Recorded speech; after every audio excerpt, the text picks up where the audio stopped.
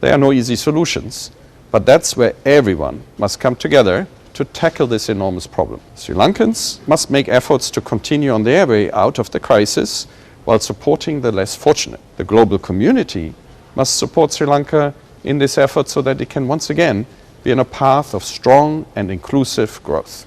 Working with the fund, the Sri Lankan authorities have put together an ambitious economic recovery program. It's critical to ensure the hard-won gains from the reforms benefit the Sri Lankan people and the crisis will not repeat itself.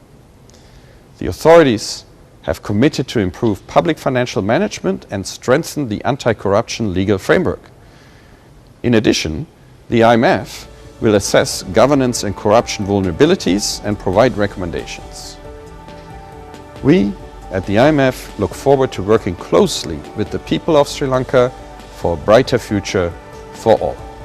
And we have stepped up support for vulnerable middle-income countries, including through a temporary increase of access levels so they can borrow more from the fund when more is necessary. Most recently, we have provided support to Ukraine, actually, I think, and to Sri Lanka. I actually think that for these countries that are doing so much heroically to overcome exceptional difficulties, it is our honor to be able to help you. And I'm going to give these two countries and all the countries that are struggling a big round of applause with your help.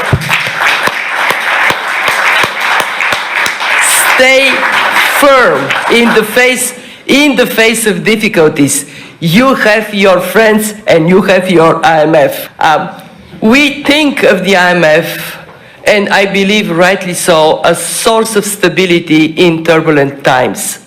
But I want to say that we recognize we have a set of members that are particularly vulnerable. And I want to make a double plea on their behalf. Help them handle the burden of debt, which has made life in this country so much harder because of multiple shocks in the last years. And secondly, help ensure that the IMF continues to be in a position to support them in the years ahead. About 15% of low-income countries are in debt distress, an additional 45% are near it. About a quarter of emerging market economies are at high risk, facing default-like borrowing costs.